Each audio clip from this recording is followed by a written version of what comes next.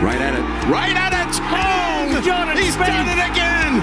Just as he did at the John Deere for his first win.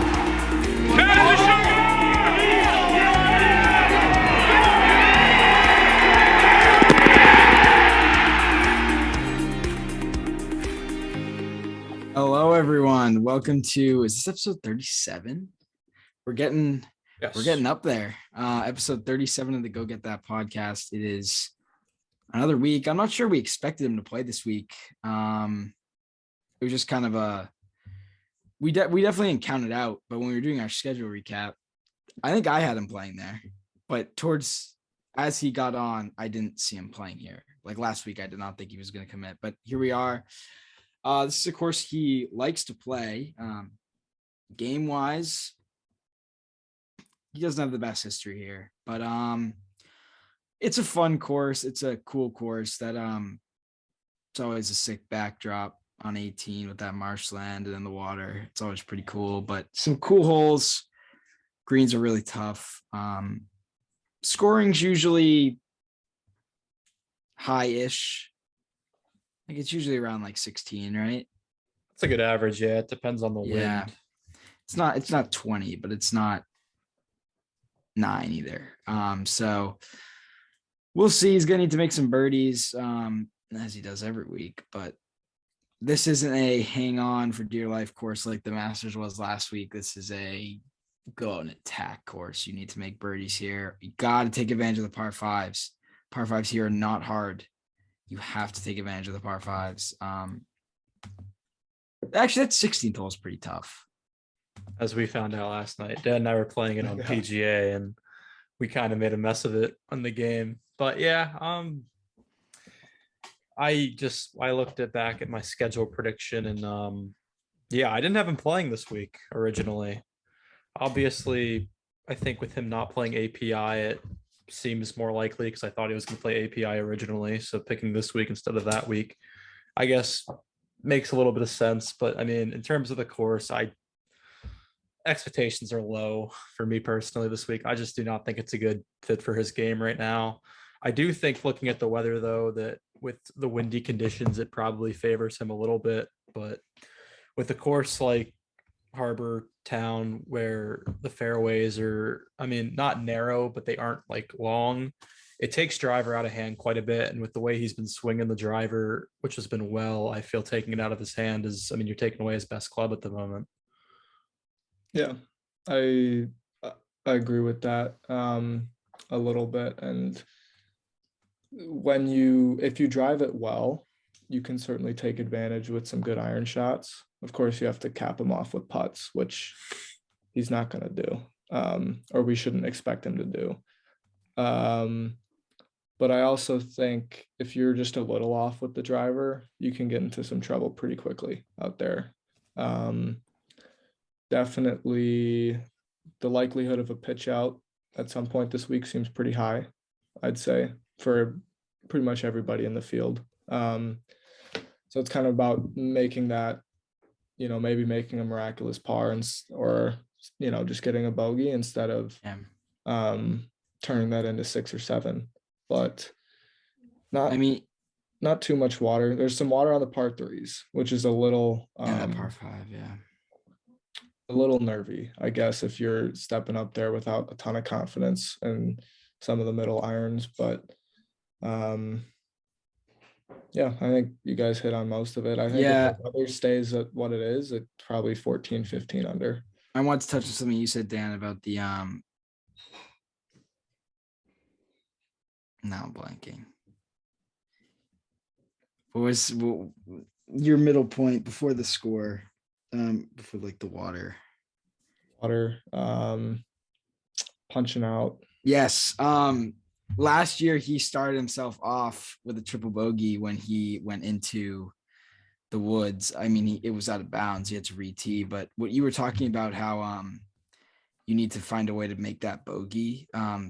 He 3-putted for triple. Like that shouldn't have been a triple. Like you need to make bogey or double when you hit it out of bounds. Like that's.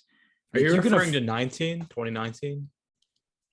The last time he played here. Oh, okay. Yeah. So we were still in the wilderness then, to be fair. Yeah, but you can afford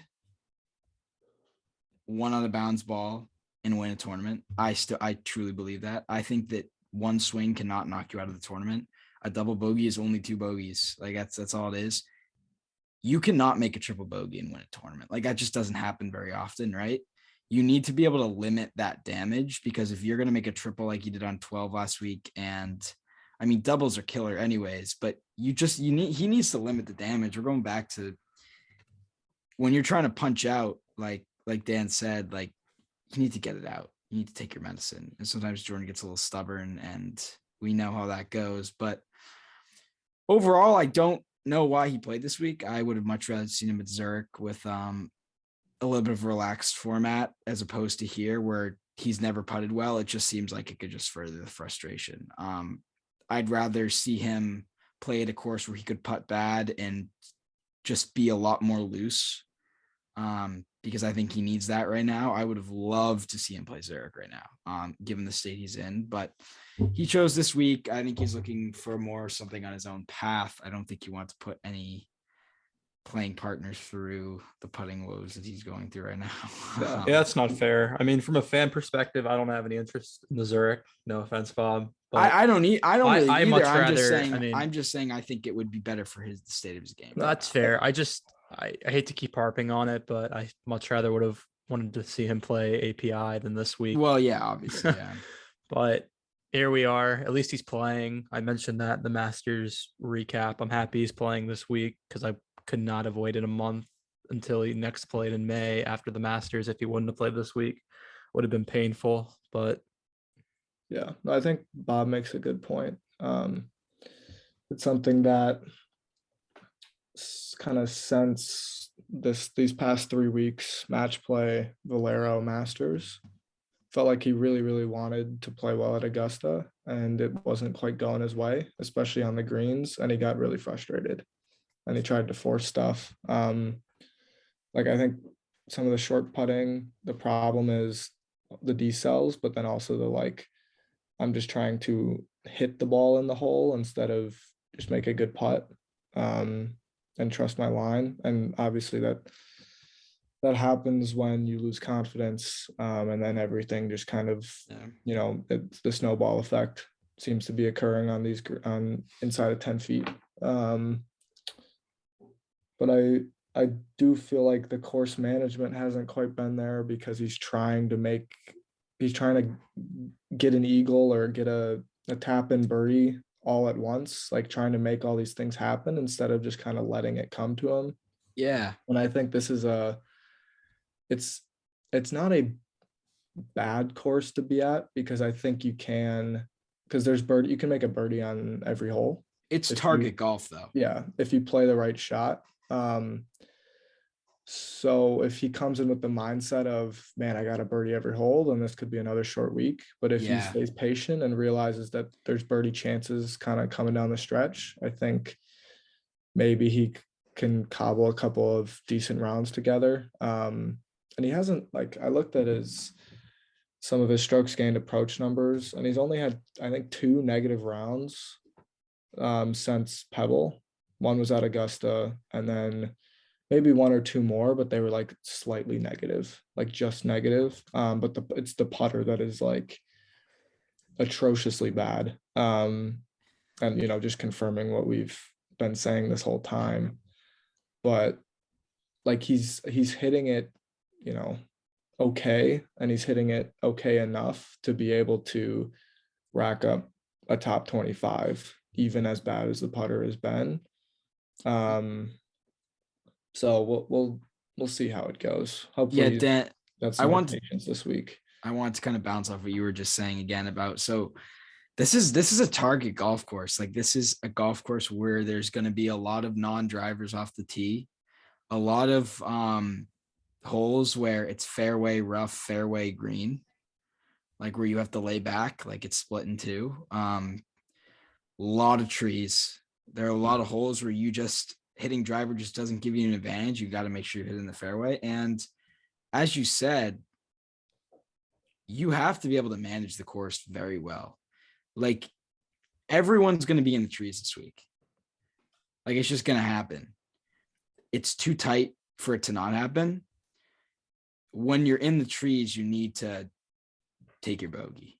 Right. I mean, great if you par or hole out for birdie, but you can't be trying to hit 50-yard snap hooks from the middle of the woods trying to make a birdie when all you need. I just don't see the point. Right, punch it out, make your 4 or and 5. Putting definitely hurts that, because I feel like on an ideal week, Jordan lays back on 15 all 4 days last week, except for Sunday with the win. But we saw him go for it Friday. Yeah. Right. I think Thursday he went for it for sure. Okay. Well, whatever day it was that it got gusted and it almost came up short. Like, I think that was Thursday. On 15, yeah. On an Thursday. ideal day, he lays up there. But with the mindset that the only way he's going to make a birdie right now is 2-putting. If you have no confidence, you can go wedge putter to make a birdie. Then that's kind of the mindset you have to play with, and that kills you at a course management course like this. Target golf is, I wouldn't say it's something Jordan struggled with, but most of his wins have not come at target golf courses.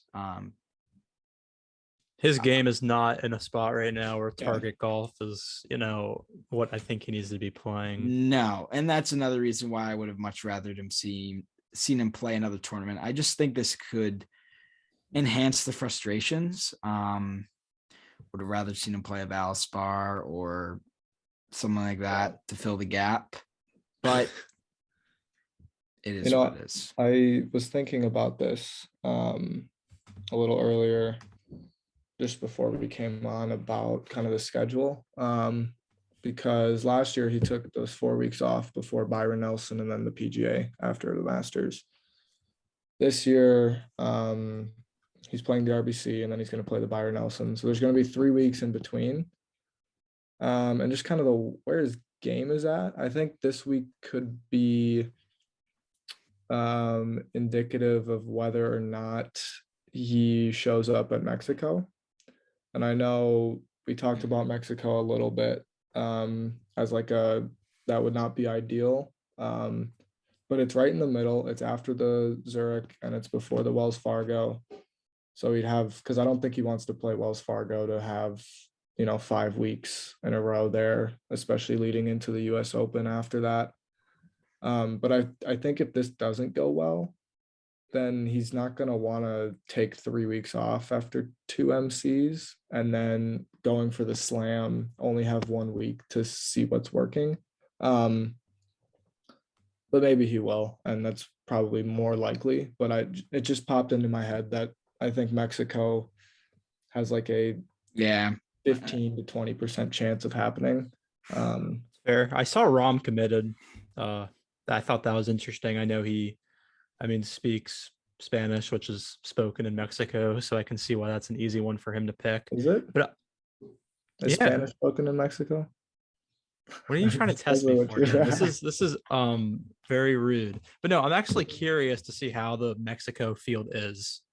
Yeah. I'm like really intrigued to see what that field looks like, because this is a great field this week. Yeah, it is. This week surprising. I said I think back in January, I expected the field in Mexico to be poor, but to see a Rom commit early, it makes me wonder if that field might be a little bit better than expected, just because where it is on the schedule. Because a lot of guys aren't going to play the Byron Nelson.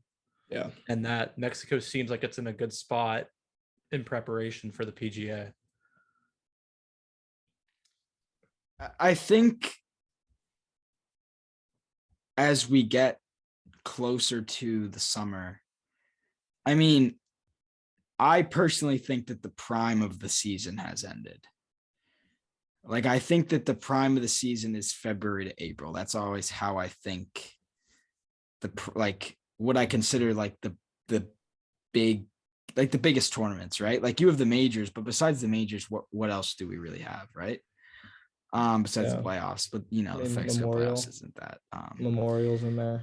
Yeah, the Memorial and the Travelers, that 4-week stretch, like with the US Open, that's sort of a big stretch, but I expect them to go back to the Travelers. I think that's happening based on just the amount of names that have already committed way in advance. Well, and Brookline's kind of over there, right? Like that's same neighborhood sort of. So sorry. No, I feel like the schedule right now is pretty much, I think we know what he's playing for the most part. I don't foresee any surprises at this point. I'd like to be surprised, but you put 2 and 2 together. I think at this point it's pretty clear cut what he's going to do. Yeah. Well, yeah, I think I only brought up Mexico is if this is a really bad, like if this is a T65 or miscut. I think if it's anything inside of a top 40, there's pretty much no chance of Mexico. Unless he feels like he needs to find something or needs to take Sammy Spieth to Mexico. Like I just don't know. I just don't think Mexico's really in the cards. But it would be a little, I'm sure it would be on his mind if he was going into the Byron Nelson needing to like,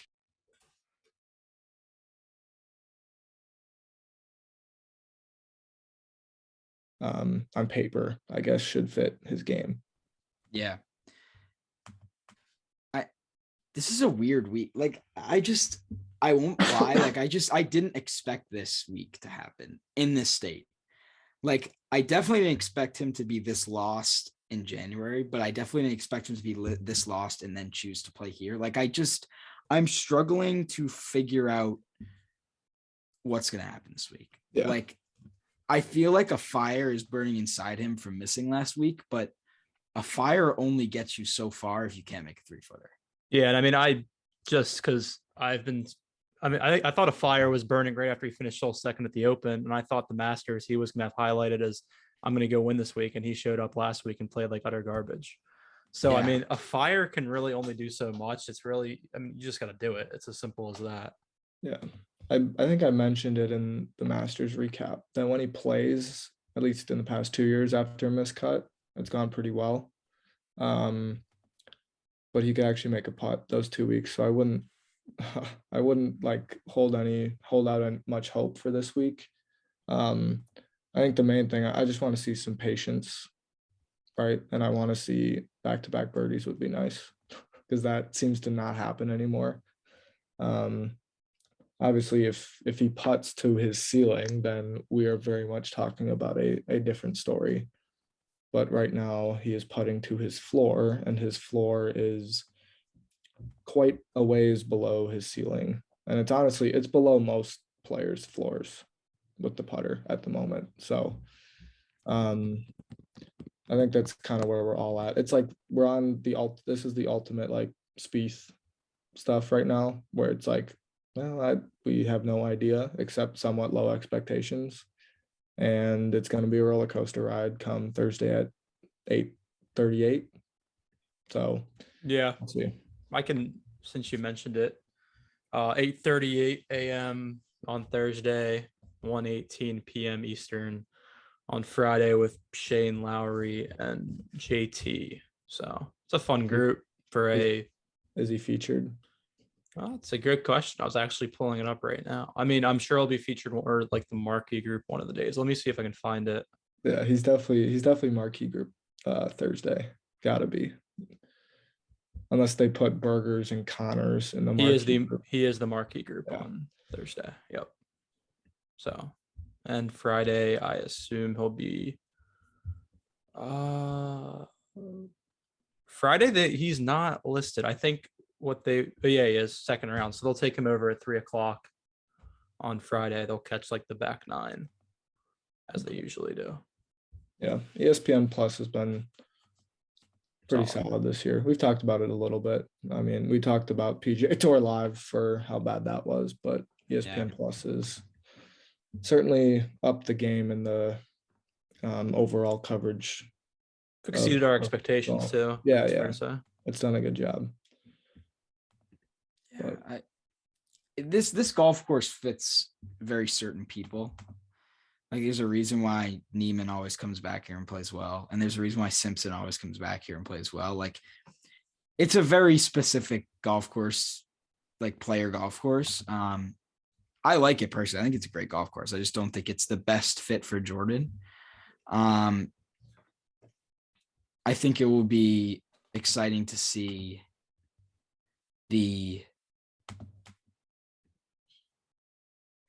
I'm excited to see how he can exceed our expectations. Yeah. Because I am basically like, I don't think he'll miss cut, but I don't think he contends. So I'd like to see how he puts a few together, gives us a round, like gives us one round of like 67, 66. That'd be nice. I'd love to see that, where he makes some putts. But again, this golf course, he just has not putted well in the past. He hates sanded greens. So I'm interested to see it. I really am. So we'll see. Yeah, a fun round would be nice. I mean, Valero 67 was kind of fun, but it could have been so much more fun. You know what I'm saying? So Yeah. Well, you know, but you're right. I think T45, like that's kind of where I'm thinking right now. I'm about the same. The Poa Travalis greens are not a Spieth specialty, but just he actually has probably putted a little bit better than you probably thought, Bob. He actually is gained strokes putting in 3 of the 5 times he's played here. Actually putted well in 19, then putted horribly in 20. So again, he putted great in 19 because he was just putting great that entire year. We enter this week where he's putted horribly the entire year. So now I don't expect a whole lot to switch, but if I can find any numbers to provide some positive insight, I will surely try and do it. I think the one good thing is, if I do look at the numbers again, he's lost strokes off the tee 3 of 5 years he's played here, and he's driving it really well this year. So one of his downfalls at this course in the past has been one of his strengths this year. So that could be a good omen. Yeah. Any other thoughts on the field at all before? I'm obviously DJ playing for sponsors reasons, and RBC's got a lot of guys on tour. I think the bets will sort of bring in talk about the other players as well. I think it's not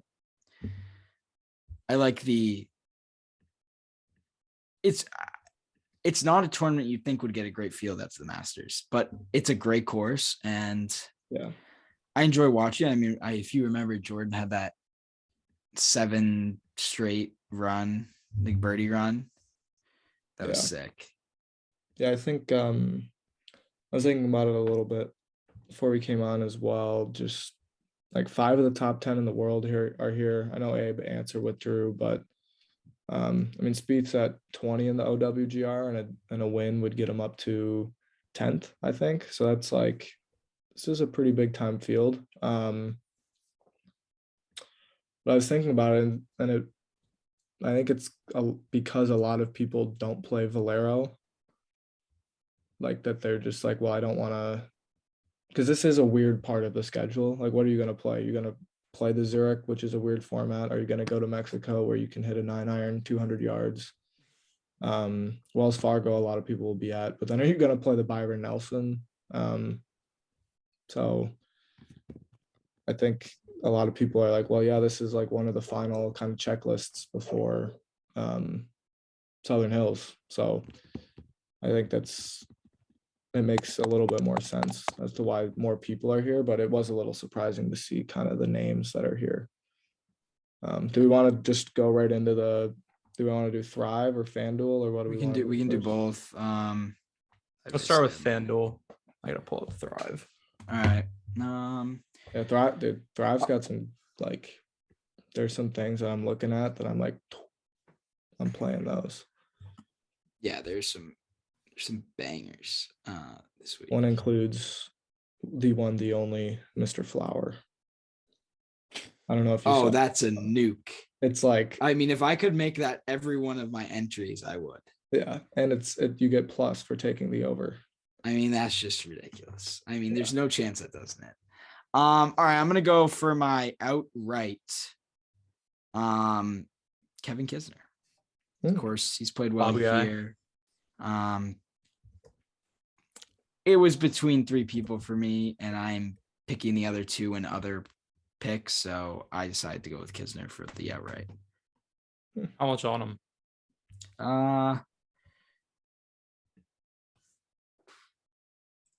10. Gotcha. Alrighty. I looked at Kiz a little bit. I feel like he's been playing. I mean, obviously they played well at the match play, and this is more of a Kisner course than Augusta National is, because the length won't hurt him off the tee here. I'm gonna go DJ, Dustin Johnson. I don't know. He hasn't won on tour in a long time for him. Like usually he wins once a year, and he didn't win it all last year. I think his last one on tour was the 2020 Masters in November of 2020, which for Dustin's a long time. I thought he played pretty well at Augusta. And when he gets hot, it's just like, all right, you just can't touch this guy. And he may only be here because of the sponsor obligation, but I don't think that, he can rip off 66s and 65s like they're nothing. So why not take a stab? I'm going to throw 10 on that for a chance at 190. Yeah. Gotcha. I also, history would tell you at this place to not bet a favorite, but I'm going to roll with Mr. Morikawa. Yeah. Best in the world. I like what I saw at Augusta. All right, that's fair.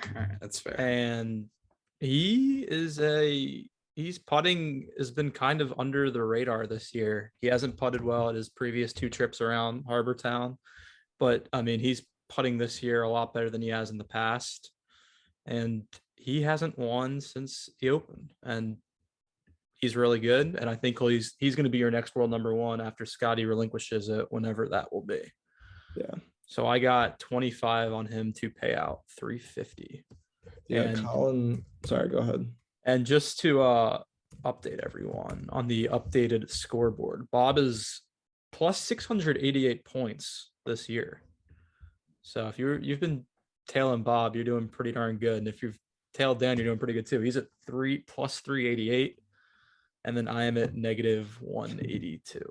Although I've dug myself out of a very that was a deep hole. I tossed you a ladder down there. Yeah, shout out to Rory McIlroy, first round leader. That was my big one. I haven't hit that right on the pod yet, but it's tough when you're only picking one, to be fair. Yeah, it's true. That's a good point. I was gonna say something about Colin. I think he was runner up here last year when everybody got dusted by Stewart Sink. Stewart. So I think this is a great fit for Colin. And I could definitely see. I just didn't want to take him at that. I mean, he's like the second favorite, right? Behind he's co-favorites with JT. Okay. Yeah, I just didn't want to mess with that. Yeah, it had some value at 18 or whatever. It could easily be 100-1 plus winner this week, and I just did not feel like going down the rabbit hole of trying to figure out which one it was gonna be. Although I think I like the 20 to 50 to 1 range this week. I think that's a good one. Hey, Spieth's in there. Who he is. It's crazy. So for the finishing business, I always like to farm. That's how you make the points, right? That's how you make the cash. I'll put 75 on my play of the week. Harold Varner III to top 30 at plus 150 or 140. It's one of the two. What is it? It is 140. Okay. 75 on that. 75. You're a big HV3 guy as of late. I mean, he's playing very well. And this is a course that he's played very well at. So I just think top 30 at plus money is just like that's an easy taker. Respect it. Yeah. That's solid. I'm gonna go with a top 20. Matt Fitzpatrick. He's been playing really well this year. The MC at the Players is kind of tossed that out the window, I feel like. And then I feel like I saw his name a little bit. Or I guess he was in a featured group last week with like Rory, so that's why I saw him at Augusta. But I think he played pretty well there. I think in his finishes here, he's got a T4 and a couple of T14s. So I'm going to throw 70 on that at plus 120 for a top 20 from Fitzpatrick. Like that. I'm going to get a little more bold than you two. I'm going to go in the top 10s. Ooh. I still have a gap to make up.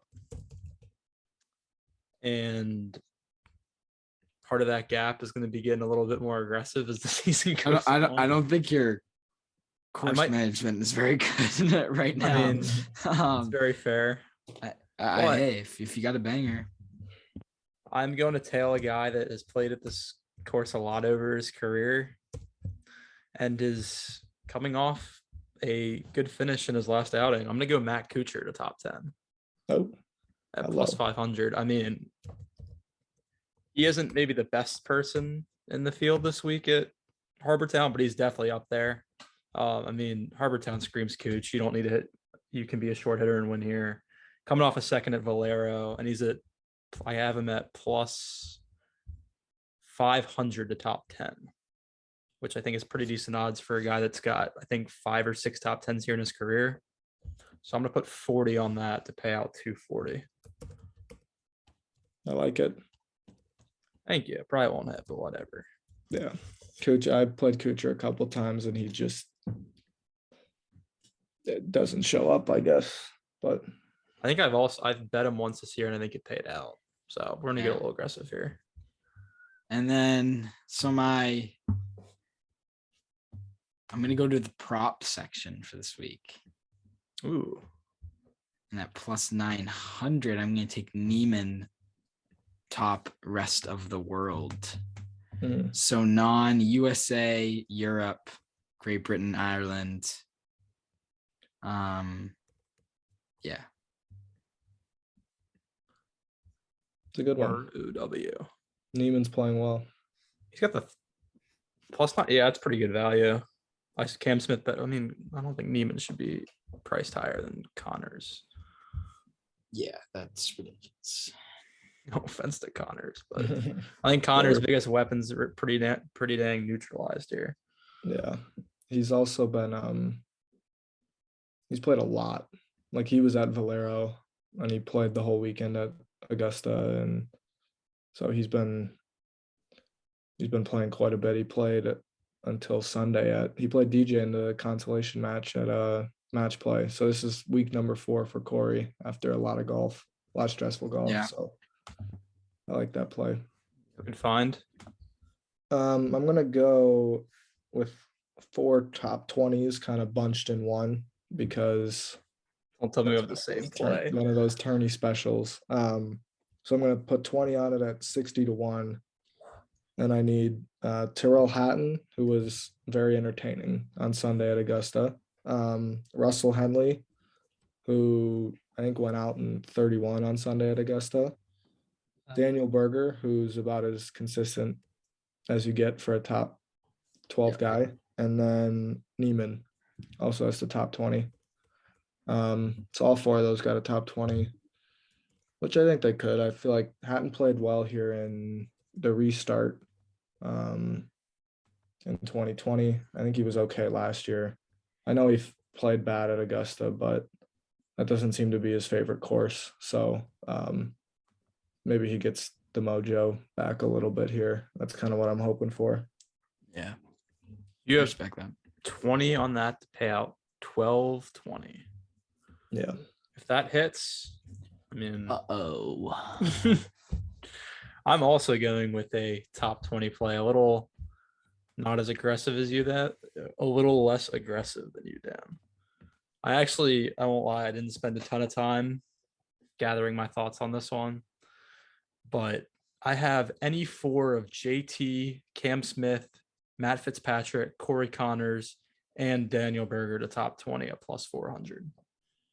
That's a lot of premium names, and I only need 4 of them to top 20 at plus 400. So I like that. And honestly, just throwing a dart at the dartboard here. Yeah. What do you think Cam Smith's going to do this week? Especially after going sploosh. Very good question. I mean, I'm not touching him this week for that reason. I want to see what happens. Yeah. I definitely think there's something to be said about the week after, not even hitting in the water, but just like being in contention at a major. So that's kind of what I think as well. Yeah. And especially the letdown from birdieing 11 to 12. Like that's just a big emotional swing. Yeah, I agree. But I do think, like, if you're looking at first round leaders, he could come out and be like, all right, I'm gonna prove that I'm playing really well and shoot 64. But then I think at some point, I just think he's gonna run out of steam a little bit.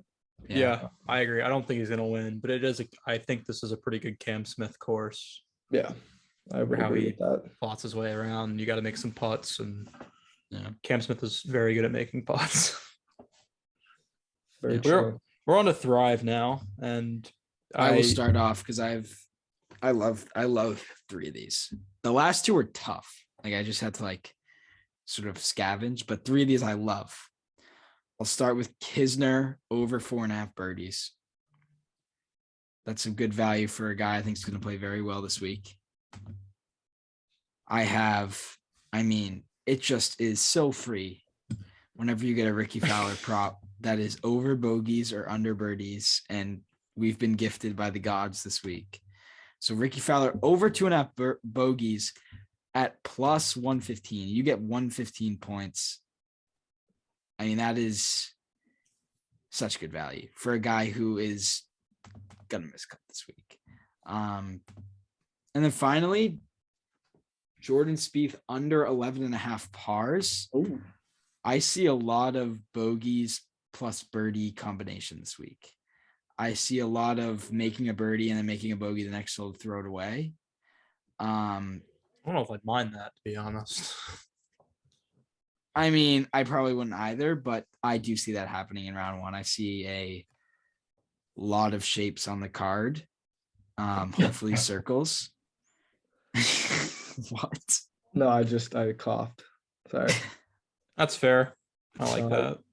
So yeah, those are my top 3 of the week. I'll go with my 3, and I know we're all going to be on the same one here. Over on the 2.5 bogeys for Ricky at plus 115. That just shouldn't even be on there because everyone's going to take it. Well, if it's on there, I mean, the points awarded should be 85 over, 115 under. Right. And then I'm going to go with a kind of another dartboard here, but let's go over half an eagle for Colin Morikawa in round 1 at 150 points. Bob, as you mentioned before, these par 5s, at least 2 of the 3 are easily reachable in 2. Yeah. And how many points is it? 150 points for over half an eagle. Okay, fair enough. So, I mean, Colin Morikawa, great long iron player. Loved him last week. Think he's going to win this week. So why not roll with that? And then for the last one, I think he's going to have a good week. I picked him in the top 10, but let's do overs for 70 points on Kuch, 66.5 in round 1. I think with how the wind's going to play, I think 66 is a lot. 66.5 is a little bit for an old man. This is an old man golf course, to be fair. Like we won last year. It is 66.5 and windy conditions, I just think is a little bit much to ask. Yeah. Over for 70 points there. Yeah. I like that. Is this where the caddy scandal happened? No, that was in Mexico. Yeah. It was. Okay. Because I know he's won here, right? Yeah, I think so. He definitely has. Maybe. This seems like a Matt Kuchar winning course. Yeah. I think he holed out for the bunker to win, right? He won in 2014. Yeah, I think he holed out in the bunker to win that. But anyways, I know, Dan, you have some. Yeah. Shocker. I'm hammering the Ricky Fowler over 2.5 bogeys. I mean, that's just like get out all the hammer gifts that you got on Twitter. And make separate accounts on Thrive just to place this multiple. Yeah, don't do that. You're gonna get us you're gonna get us in trouble. I'd enter this contest just a million times with all the different formulas if you could do that. Yeah. I actually, Bob, you took the under on Spieth 11.5 pars. I'm gonna take the over. He just has made a lot of birdies. So you know what I was thinking about that from the standpoint of I see a lot of wedges to 6 feet miss par.